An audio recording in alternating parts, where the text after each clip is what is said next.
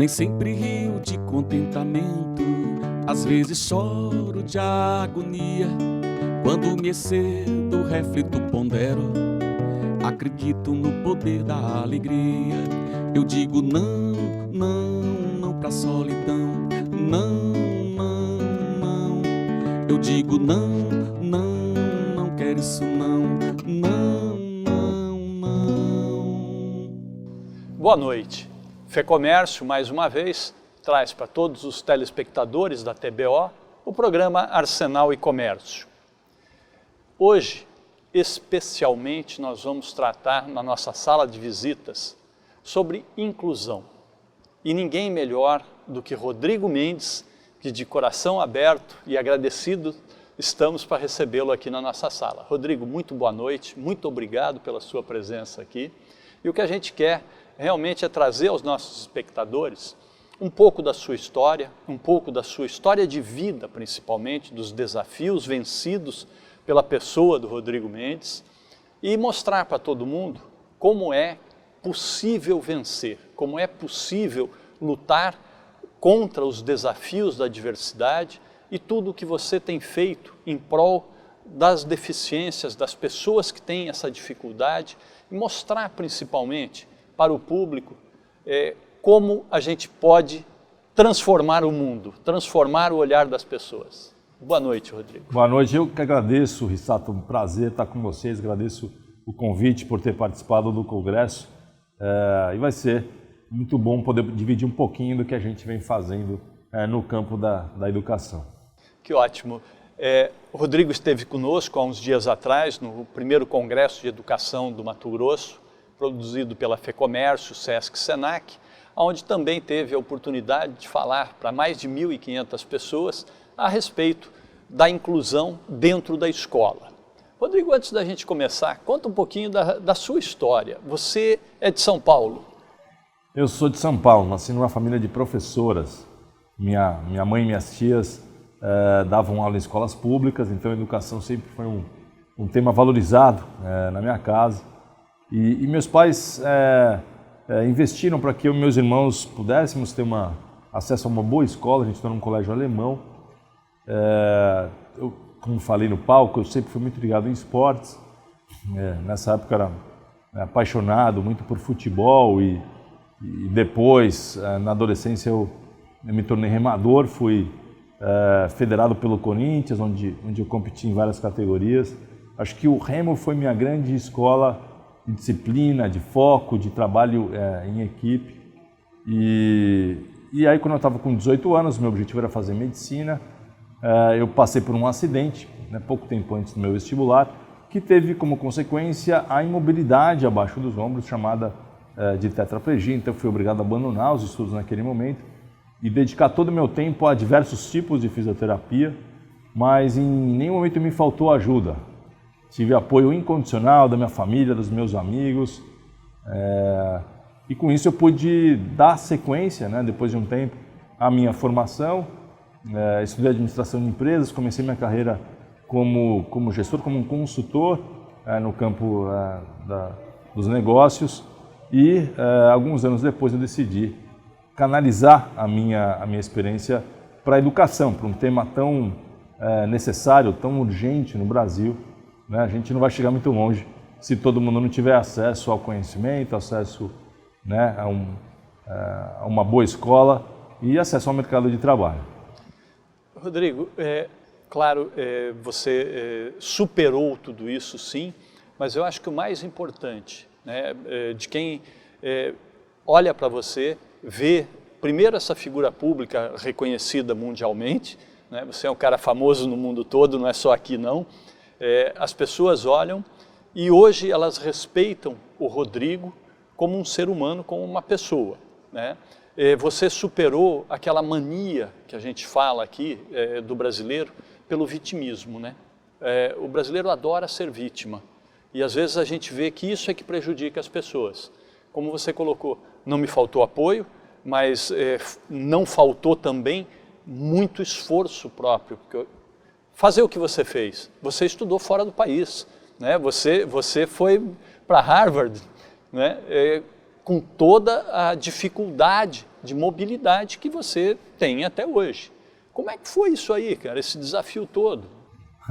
A gente nunca faz nada sozinho, né? Eu sempre fui muito bem acompanhado e é interessante você falar sobre superação, né? Porque quando a gente trata dessa temática, em geral, a mídia, o cinema, o próprio jornalismo, né, acaba criando peças e narrativas que partem, em geral, da história de uma pessoa que tem algum tipo de impedimento e aí, a partir do seu esforço pessoal, essa pessoa consegue superar essas, vamos dizer, desvantagens e chegar a uma condição de vitória, né? Às vezes vista até como uma pessoa heróica. E isso é muito claro, por exemplo, nas Paralimpíadas. Eu estava comentando um pouquinho do meu envolvimento com esse tema. As matérias, né, abordam esse esforço do para-atleta, são histórias muito inspiradoras, né, muito emocionantes, até que ele chega, eventualmente, a conquistar uma medalha. Eu acho que é importante a gente refletir sobre esse ponto de vista, porque é importante que a sociedade entenda a transformação, quando a gente fala sobre sociedade inclusiva, como sendo algo que envolve cada cidadão, né? Então, mesmo a tecnologia, o esporte, enfim, acaba trazendo possibilidades novas, mas a gente não vai chegar aonde a gente precisa chegar se não houver uma responsabilização, né, um envolvimento de cada ser humano. Então, dando um exemplo, né, não adianta a gente se emocionar com as Paralimpíadas se no dia seguinte cada um toca a sua vida sem repensar, né, na forma como organiza a sua empresa, na forma como participa da escola, na forma como critica, às vezes, iniciativas que buscam dar espaço, né, a grupos minoritários. A deficiência hoje, ela é gerada não só pela questão do impedimento clínico. Hoje a definição mais atual, defendida pela ONU, diz que existe uma combinação entre essas questões clínicas que estão na pessoa e as barreiras que estão ao redor, não estão na pessoa, né? É a interação entre esses dois fatores que produzem uma condição social de deficiência. Então, essas barreiras, para serem eliminadas, a gente precisa levar em conta que boa parte desses obstáculos estão na nossa atitude, na forma como a gente subestima, né? Na forma como a gente já julga e não dá espaço para os outros. Então, costumo dizer que nessa jornada, nessa construção de uma sociedade inclusiva, a vitória só vai ser duradoura se a superação for coletiva e não individual, né? Claro que cada um precisa fazer a sua parte, precisa se esforçar, mas a gente precisa criar essa consciência de um processo que implica cada cidadão, de maneira que a gente elimine as barreiras. Perfeito. Há algumas semanas atrás, a gente teve um evento dentro do Arsenal, do Sesc Arsenal, aqui em Cuiabá, que era voltado para o Dia Internacional do Autismo. Eu tive a oportunidade de conversar com pais e mães, com familiares de pessoas com a síndrome, né, e eu colocava o seguinte, né, o importante na inclusão não é você convidar todos para a festa, mas é você fazer uma festa que todos possam participar. Eu acho que esse é o grande diferencial do fator de inclusão, tá? E é como você coloca, ela faz parte de todos, não é uma pessoa se superando, não é? São todos buscando superar preconceitos, superar olhares diferentes e fazendo com que realmente cada um possa participar dessa festa, cada um com as suas diferenças, com as suas necessidades ou não. E é isso que você colocou aqui, eu acho que muito bem, né? Nossos telespectadores precisam entender bem isso aí, e não adianta bater palma e aplaudir, nossa, eu vi o Rodrigo, um cara fantástico e tal. Não é o Rodrigo que é fantástico, né? São as pessoas que te ajudaram a ser fantástico que fazem isso. Perfeito, exato. Eu acho que vale a pena, quando a gente pensa na escola, lembrar que a gente está falando de uma transformação que envolve a diretora, a gestão da escola, envolve as equipes que estão na sala de aula, envolve os familiares que precisam participar, precisam dividir aquilo que acontece com a criança nos momentos em que elas estão em casa, o secretário de Educação que precisa, né, de fato, defender e promover políticas públicas inclusivas. Então é um tema multidimensional, né, um tema sistêmico, multidimensional, mas no longo prazo todo mundo vai sair ganhando com essa concepção, com esse ideal, né, de uma sociedade que de fato dá espaço para todo mundo, que não tolera abismos sociais e que busca tratar todo mundo igualmente no sentido do direito, respeitando as suas diferenças. Eu acho que isso é que é o fundamental, né?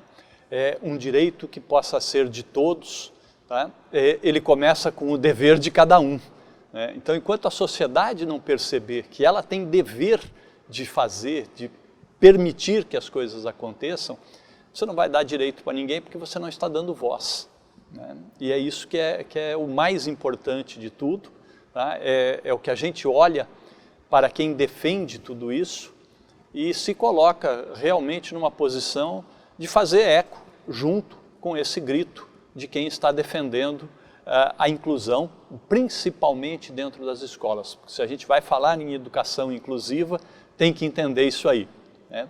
Rodrigo, a gente vai para um intervalozinho pequeno, enquanto Lute Peixoto canta para a gente um pouquinho e já volta. Eu não sei o meu fim, nem meu destino. Eu sei que vou por aí, pelos caminhos. Um cavaleiro audaz, aventureiro demais, um garimpeiro de sóis e céus azuis.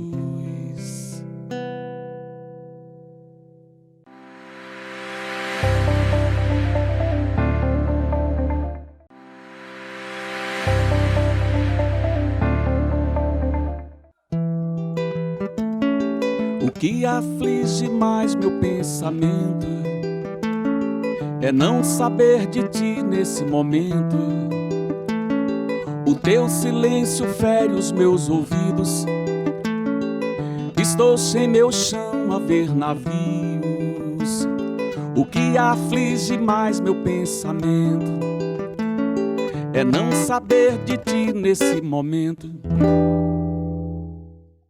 Arsenal e Comércio está de volta. Hoje a gente tem a música de Lute Peixoto, porque na nossa sala de visitas a gente recebe Rodrigo Mendes. Rodrigo, vamos continuar esse papo gostoso, falar um pouco mais sobre essa necessidade de um olhar muito atento à inclusão, né? Você colocava no bloco anterior que isso tem que ser fruto de toda a sociedade, de todo o contexto. Não adianta, ele não é um desafio de quem necessita, ele é um desafio de toda uma comunidade. Para a gente continuar isso aí, fala um pouquinho do Instituto Rodrigo Mendes. Chegou num momento, como eu falei antes, você foi um grande vencedor de desafios e tudo, e você me corrigiu dizendo que você não fez isso sozinho, né? Foi todo um conjunto de pessoas que te apoiaram para fazer isso. E aí chegou num momento, você criou o Instituto Rodrigo Mendes. Como é que foi essa decisão e como tem sido isso? Então, a gente está completando 28 anos, né? Na época eu era bem jovem, enfim, sentia que eu poderia fazer alguma coisa. Rodrigo, né? Não tinha... você me dá um minutinho. Você dizer que na época eu era bem jovem, eu me senti o maior de todos os velhos aqui hoje, tá? E eu acho que ele fez isso de propósito, né? Não, Sato, imagina, eu tenho 50 anos, e enfim, e a gente organizou um grupo inicial de amigos, né, que foram os conselheiros iniciais. Então foi um trabalho muito resultante do meu ímpeto ali, quase que uma necessidade existencial de fazer alguma coisa, dado que eu tinha recebido tanto, né? Para mim ficava claro que eu era, de certa forma, um privilegiado né, quando eu me via, né, em comparação a outras famílias que não tinham nem recursos, né, para oferecer para os seus filhos minimamente um atendimento decente. Então, a gente trabalha para que nenhuma criança, nenhum adolescente fique de fora da escola em virtude de uma deficiência, e a gente faz isso a partir de 3 grandes programas. Primeiro, por meio de construção de conhecimento, quer dizer, a gente viaja há bastante tempo para todas as regiões do Brasil e para outros países, tentando descobrir o que tem de mais consistente, mais inovador nesse campo, né, da proposta da inclusão na escola, e a gente registra isso e disponibiliza os conteúdos numa plataforma digital. Então, por exemplo, um professor que acaba de receber na sua turma, né, algum aluno com algum impedimento clínico, ele vai encontrar nesse espaço centenas de exemplos de aulas, de materiais, de didáticas que foram criadas para que qualquer criança, né, consiga ter a chance de alcançar o seu máximo. Lá tem filmes que a gente produziu na Dinamarca, na França, nos Estados Unidos, na Argentina. São documentários mostrando, né, casos muito exitosos. E, no fundo, o que a gente almeja, o nosso objetivo com esse portal é ampliar o repertório. A gente não tem a pretensão de oferecer receitas, né, receituários. Isso não existe em educação, não é uma ilusão. Cada escola vai ter a sua particularidade, o seu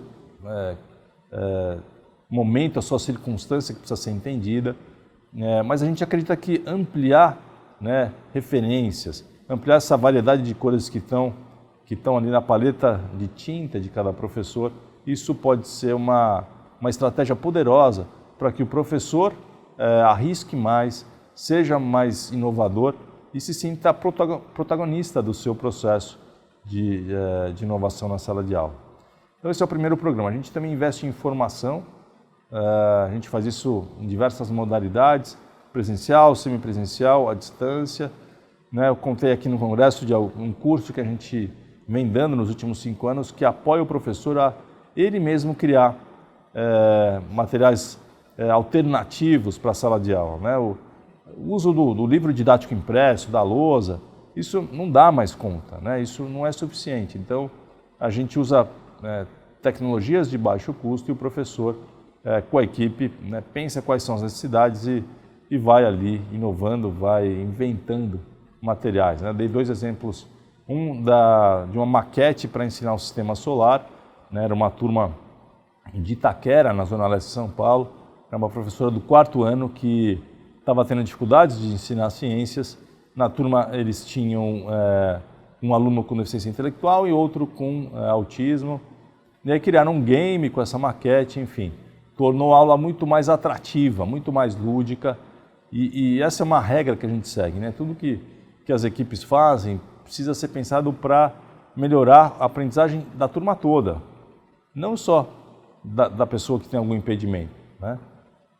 E o outro exemplo que eu dei foi da Baixada Santista, né? Do município de Guarujá, onde uma equipe de uma escola de 2º ano estava também com dificuldades de ensinar operações básicas de aritmética, e aí inventaram uma espécie de um robô, né, que é bastante, vamos dizer, ligado ao mundo da fantasia da criança, e as crianças vão inserindo ali fichas no cérebro desse robô e ele vai, né, calculando, vai somando essas peças que as crianças inserem. Então, são maneiras da gente viabilizar, né? A educação ela é muito bonita na teoria, mas ela precisa funcionar na prática, senão, né, os professores precisam dar conta efetiva, do seu desafio, né? Eles precisam enxergar o quanto isso, né, de fato é viável, né, e entender como fazer isso, né? Então eu destaquei 3 elementos, né, ali na palestra. Primeiro, a necessidade da gente investir na formação dos docentes, oferecendo novas didáticas, exemplos, né, do que está dando certo, novas possibilidades em termos de planejamento das aulas. O segundo fator é tempo para que esse planejamento, né, envolva a equipe pedagógica, para que eles discutam os casos e juntos criem propostas que vão sendo acompanhadas. Quer dizer, educação inclusiva não é um improviso aleatório, é um trabalho de planejamento estruturado. E o terceiro fator que eu destaquei foi a garantia de que a escola vai receber especialistas, né? A escola inclusiva ela também precisa do profissional especialista, né? Não só no aspecto do apoio operacional, né? Como um cuidador, um intérprete de Libras, mas também no aspecto pedagógico, né? No Brasil a gente tem a figura Sim. do professor do atendimento educacional especializado.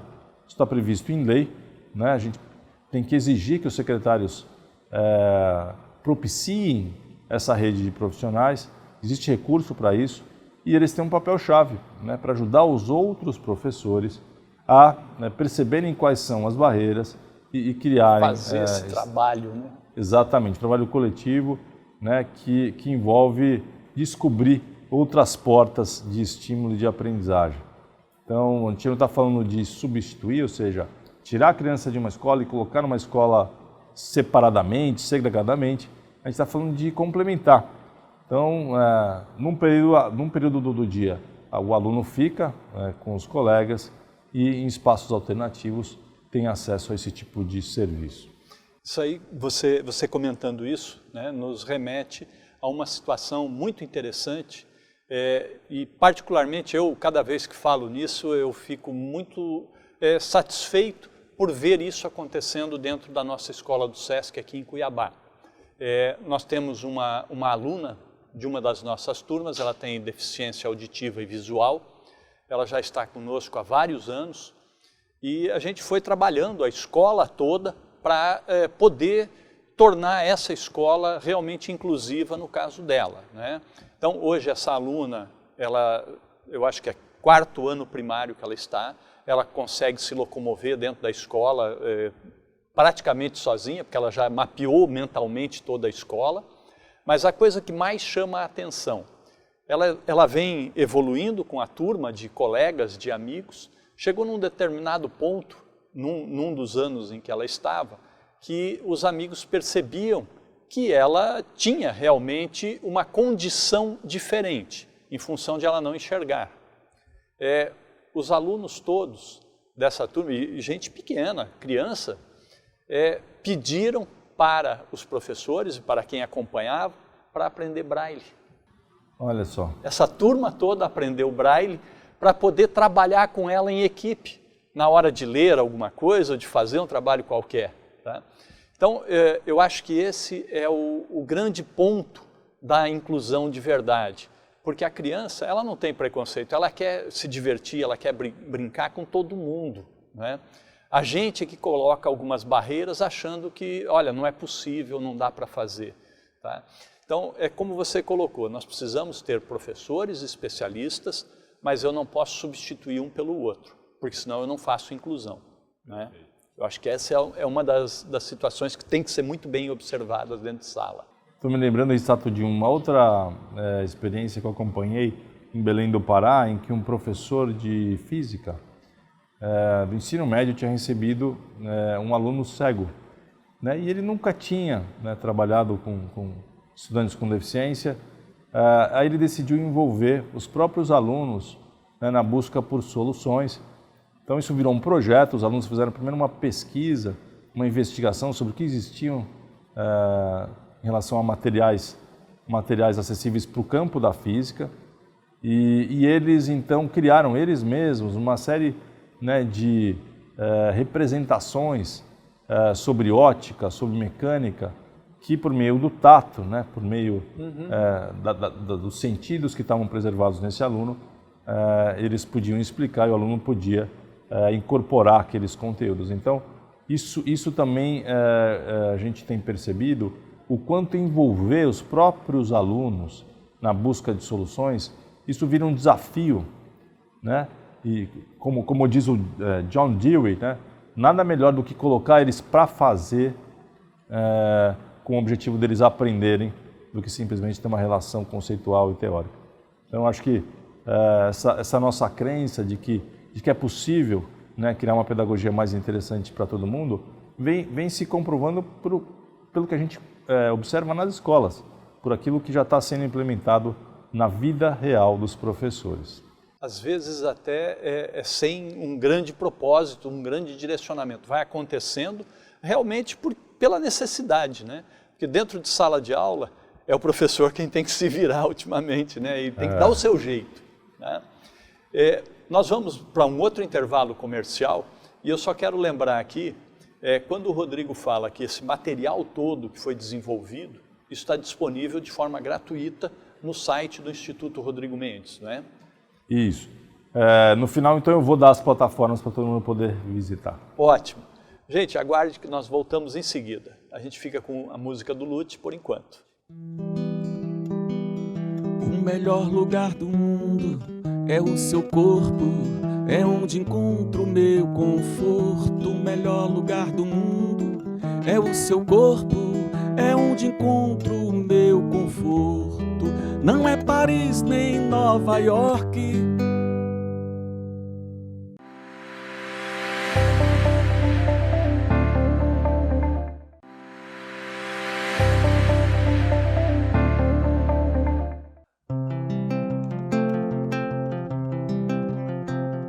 Sorte é ter você ao meu redor. Contigo eu sou feliz de sol a sol. A estrada é colorida em qualquer estação. Você é meu abrigo nesse chão. Amor da minha vida, minha predileção. Arsenal e Comércio, de volta com todos vocês aqui e a conversa com o Rodrigo Mendes. Rodrigo, essa pessoa fantástica que está aqui, que a gente já vai se conhecendo na conversa, falava no bloco anterior a respeito desse desafio da inclusão. E o desafio da inclusão hoje passa pelo professor, passa pela escola, pela direção da escola. Vocês, enquanto Instituto Rodrigo Mendes, têm feito um trabalho de auxílio, de apoio a todo mundo. E, como ele falou antes do intervalo, depois vocês vão ter o site à disposição, onde todo esse material vai estar lá. Rodrigo, são 20 e tantos anos de instituto. Você viaja o mundo todo. Primeira coisa que vem à cabeça, por mais que a gente, depois de te conhecer, né, de ouvir o potencial todo, a gente ainda dá uma olhada e diz, cara, como é que você faz? Desculpa, eu sei que isso às vezes até pode parecer quase que preconceituoso, tá? Mas chama muito a atenção e eu volto a insistir, o teu esforço por fazer, por promover a inclusão, é algo que tem que ser observado por todos. Como é que você viaja o mundo todo, cara? Então, da onde tira força para isso? Antes, mas eu me divirto muito, né? Então, para mim... Esse é o segredo, então. Eu faço com alegria, né? Lógico, eu passo por situações em que não existe nenhuma acessibilidade, em que, né, o espaço é permeado por barreiras, mas eu estou sempre acompanhado nessas viagens mais longas por pelo menos 2 assistentes. Então, a gente já, enfim, aprendemos, né, como contornar e como fazer as pessoas, as próprias responsáveis por aquele ambiente, transformar e buscar formas de eu transitar e chegar onde eu preciso, né? Então, sinceramente, Sato, isso para mim não é algo que conscientemente eu perceba como um esforço, né? Eu percebo como um prazer enorme que eu tenho, né, de conhecer novos ambientes, novas escolas. E eu acho que vale aproveitar esse espaço para a gente tentar esclarecer algumas dúvidas. Recentemente esse tema foi muito discutido na mídia e existem dúvidas que são legítimas, né? Precisam ser esclarecidas para quem ouve, né? E chega a considerar a educação inclusiva quase que contraintuitiva, né? Então, para mim, um principal falso dilema é em que tipo de escola, né, a gente deve matricular uma criança com deficiência, né? Então, a gente deve proteger a criança num ambiente mais preparado, com uma equipe capacitada que é como se imagina uma escola especial, ou não, ou a gente deve expô-la, né? A gente deve permitir que ela conviva com os outros. Então, em primeiro lugar, é preciso esclarecer o que é uma escola especial, né? Se trata de uma instituição que atende exclusivamente alunos com deficiência, em geral em turmas pequenas, né, onde as crianças têm perfis muito semelhantes. A última que eu visitei, Risato, ficava em São Paulo, ela trabalhava com salas com 5 ou 6 alunos, todos com síndrome de Down, né? Raramente essas escolas seguem o currículo oficial da cidade ou do estado, e o que se percebe ali, acho que existe uma crença nessas equipes, e sem juízo de valor, de que aquelas crianças dificilmente vão conquistar autonomia, né? Então eu lembro dos professores abertamente falando com os pais dessas crianças que eles deveriam se conformar. Eram filhos sindrômicos e que os pais não deveriam ficar forçando o desenvolvimento desses alunos. Bom, então eu uso essa metáfora da corrida, né? Como se o ponto de chegada já fosse definido antes da largada, né? Você a priori já define, já limita. Eu participei pra você ter uma ideia, de uma conferência na ONU em 2019, em que o tema era pessoas com deficiência intelectual que tinham concluído o ensino superior e que hoje usufruem de uma vida independente. Eu fui levar um caso brasileiro e conheci lá mais de 40 histórias de todas as partes do mundo, né, mostrando que hoje as pessoas estão concluindo, né, a sua formação e exercendo atividades profissionais. Isso era inimaginável há cerca de 20, 30 anos. Né? E um dos fatores que são identificados como responsáveis por esse novo cenário é um tipo de escola em que desafia, que coloca essa criança para ver o mundo como ele é, né? Obviamente com apoios, com planejamento, mas sem proteger, sem uma visão assistencialista.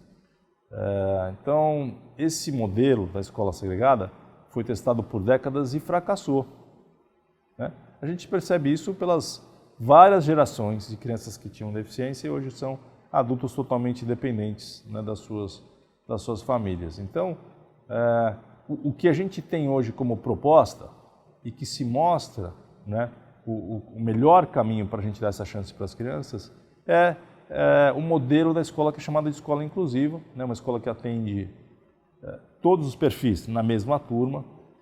É um modelo que gera uma enorme insegurança, porque algumas pessoas pensam que o que está se propondo é simplesmente matricular a criança nesse ambiente, né? Isso não funciona, a escola precisa se transformar, precisa rever seu projeto pedagógico, mas é por aí que a gente precisa caminhar, se o nosso desejo é que, né, seja qual for o perfil, qual for a especificidade, que aquela criança, aquele menino, aquela menina, né, seja estimulada, né, e possa se aproximar do seu melhor, possa, né, se desenvolver dentro do que é ótimo para ela, né? O ótimo ele precisa ser visto como algo personalizado, como algo singular.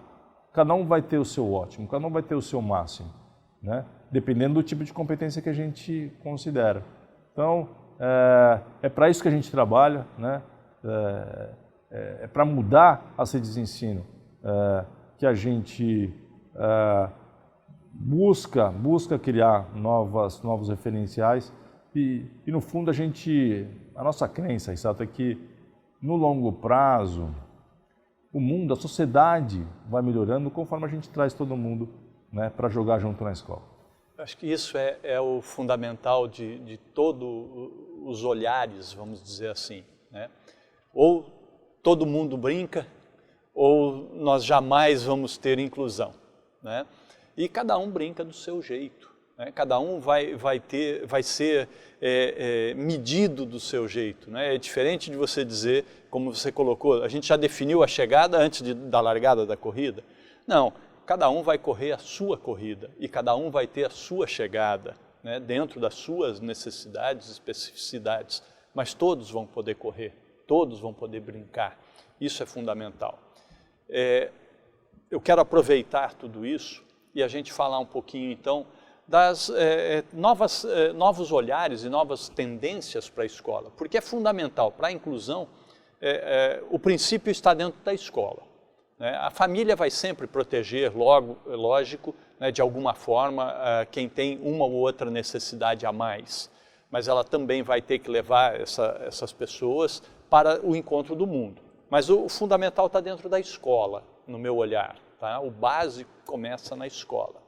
Como é que você hoje, como é que o Instituto Rodrigo Mendes também vem trabalhando o novo ensino médio, a BNCC e tudo isso que está se colocando aí? Porque o que a gente tem percebido é que nem todos estão entendendo o que vai ser, tá? Como é que vocês também estão enfrentando esse desafio de criar uma escola mais inclusiva num negócio que está novo para todo mundo?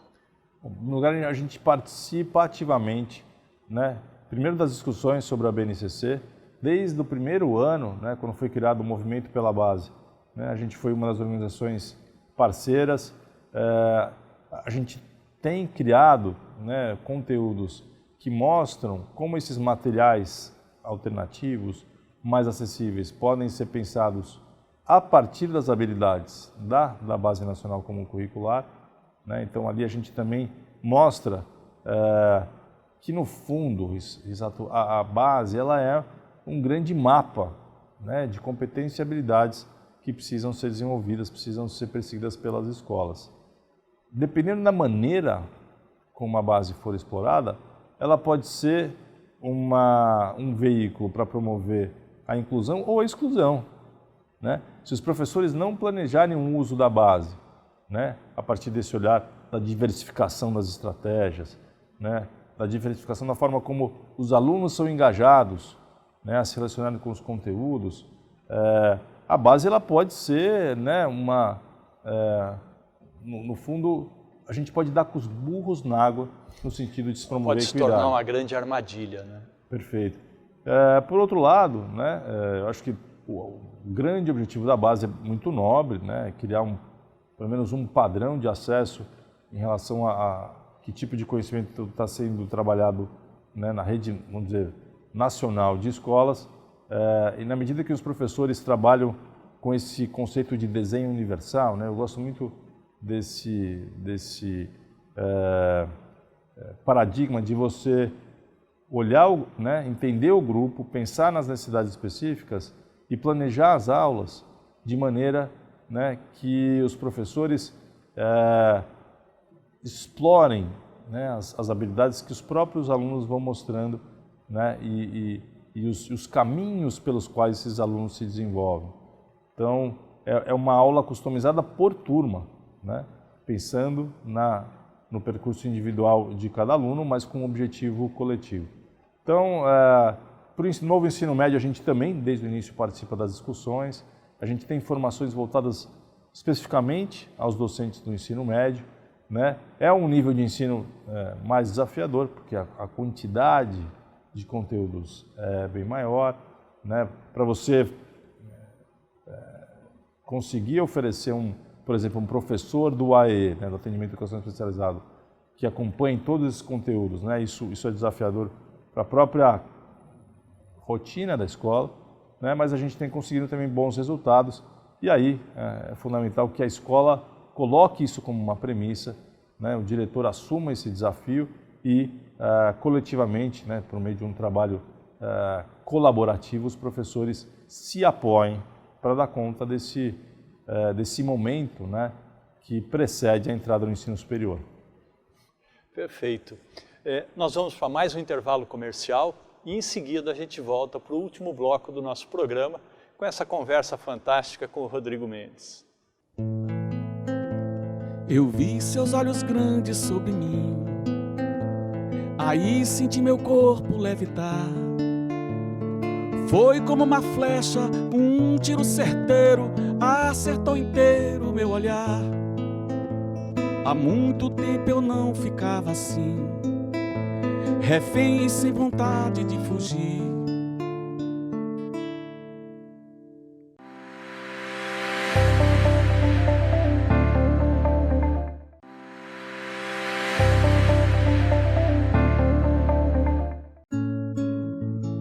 quem me ensinou a gingar, quem me ensinou a dançar foi Mama África.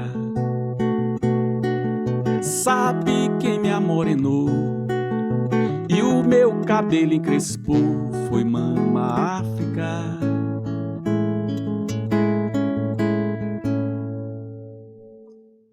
A gente está de volta com Arsenal e Comércio, como todos vêm acompanhando na nossa sala de visitas, Rodrigo Mendes.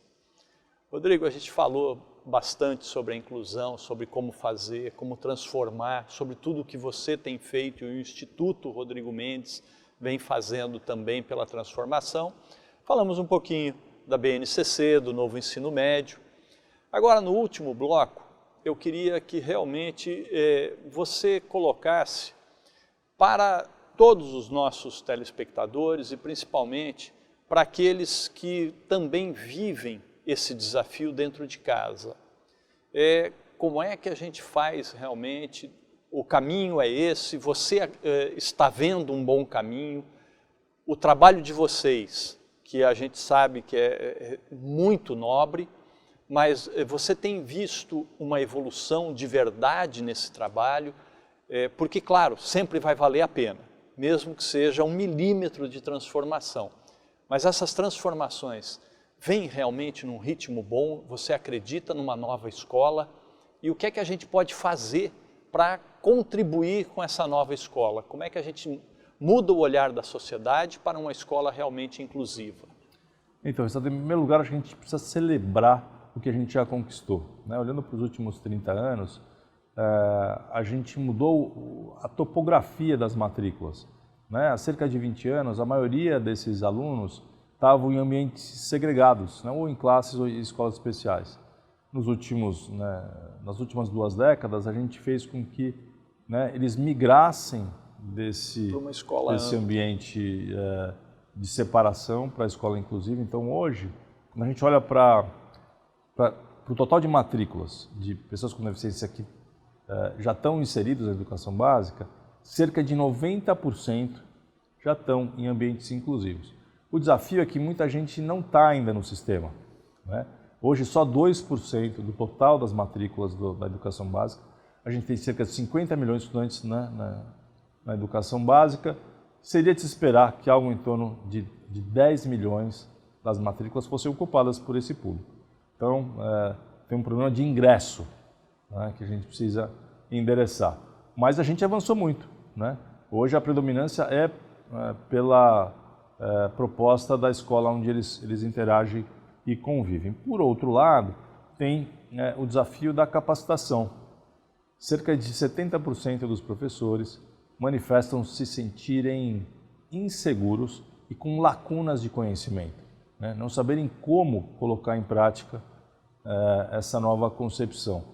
Então, o nosso papel, né, como educadores, como líderes de organizações da sociedade civil, é apoiar os docentes, apoiar os diretores das escolas para que eles ampliem, né, a sua própria visão, ampliem o seu conhecimento e possam conduzir essa transformação que está na ponta, né? Tá nas redes de ensino.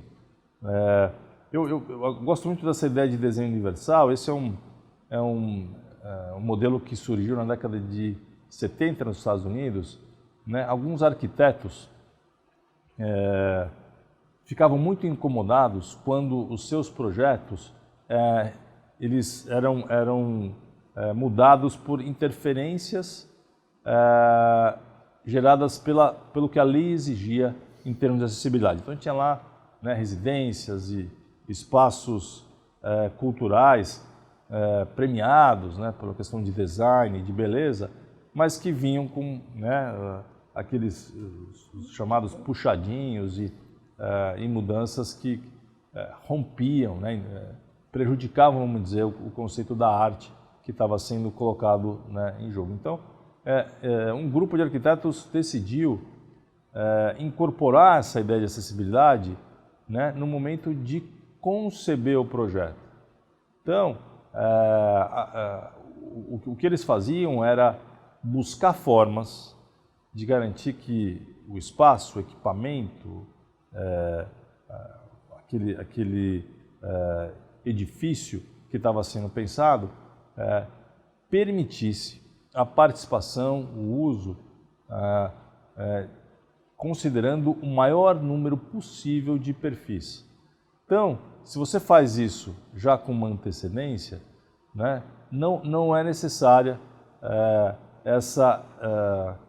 vamos dizer, eventualmente essa prejudicial mudança futura no sentido do projeto conceitual, do projeto artístico. Então, né, a sala de aula, inclusive, ela bebe dessa ideia da gente, com antecedência, pensar nas necessidades, né, e criar atividades, estratégias pedagógicas que dialoguem com essa variedade de demandas por parte dos alunos. Então, no fundo, a gente está criando uma pedagogia que é mais interessante para todo mundo, né? A gente tem aí pelo menos 2 ganhos. A escola, ela aprimora, ela avança, né, na forma como ela pensa a educação e respeita as diferenças que estão em qualquer turma. E, por outro lado, ela dá para os alunos essa valiosa possibilidade de conviver desde a primeira infância com uma diversidade, com um reflexo do que é o mundo, né? E com isso, a escola inclusiva estimula o tempo todo habilidades muito necessárias, né, a esse mundo cada vez mais complexo, né, a necessidade da gente saber mediar conflitos, estabelecer cooperação. Então, ela contribui por um tipo de habilidade que faz parte da cidadania do século XXI. Né? Então, a gente vai transformando a mentalidade, a gente vai transformando aquilo que a escola prioriza como resultado final, na medida em que a gente está ali de olho em garantir que qualquer criança, seja qual for a sua origem, qual for, né, o seu percurso, quais forem suas potencialidades, alcance o seu melhor e conquiste o seu espaço por meio da autonomia. Ela vai encontrar nessa escola o que ela busca, seja lá o que for que ela está buscando, né? Esse é o grande... é a alma da inclusão, né? Eu acho que é isso mesmo, e isso, na nossa visão, passa também muito forte pela formação dos pedagogos, né? As nossas universidades também não têm esse olhar tão atento, talvez, né? E aí você tira alguém já formado de uma universidade e tem que prepará-lo ainda, né? É verdade, essa é uma outra ação que a gente vem fazendo. A gente está buscando formas de interferir nas licenciaturas, né, nos cursos de pedagogia e nas licenciaturas, de maneira que, né, o professor, quando está nessa fase, se capacitando, né, se preparando para exercer a profissão de docente, já tenha acesso, né, a um conhecimento mais elaborado, mais profundo sobre a temática da educação inclusiva. Com isso a gente reduz, né, o tamanho do esforço que é necessário para a formação continuada, quando ele já está na atuando, atividade, na linha de frente junto com os alunos. Fantástico. Gente, hoje a gente teve muito mais do que lições de vida, a gente teve uma oportunidade de um novo olhar para o ser humano, né? A sociedade só se transforma quando a gente se torna mais humanos. E Rodrigo Mendes nos propiciou isso essa noite. Rodrigo, de coração, muito obrigado por estar conosco aqui. Tá? A gente deixa nossas câmeras e microfones à sua disposição para o seu boa noite agora. Eu que agradeço o convite, né? Minha terceira vinda a Cuiabá, sempre recebido com muito calor humano. Então eu queria deixar as 2 plataformas, convidar as pessoas a conhecerem esses espaços em que a gente disponibiliza bastante conhecimento. O primeiro é um portal, é uma biblioteca sobre boas práticas, chamada Diversa. O endereço é diversa.org.br, né? Lá vocês vão encontrar muitas fontes de referência para criar suas próprias aulas. E o segundo ambiente é uma plataforma de formação virtual, onde a gente disponibiliza cursos gratuitos. O endereço é formação.rm.org.br. Espero que eu volte em breve e que a gente continue numa próxima oportunidade, essa conversa prazerosa, Rissato. Muito obrigado, Rodrigo. Gente, boa noite. Nos vemos de novo semana que vem. Meu coração é daqui, é Iorubá, é Guarani. É esse sol e o mar, esse luar, esse país. Sou, no entanto, ó minha nega, tataraneto de Zumbi, um índio cosmopolitano na América do Sul. Sou samba, sou frevo, sou xote, posse baião, umbamba na ginga, sou leve, me leve então com você, me leve então com você,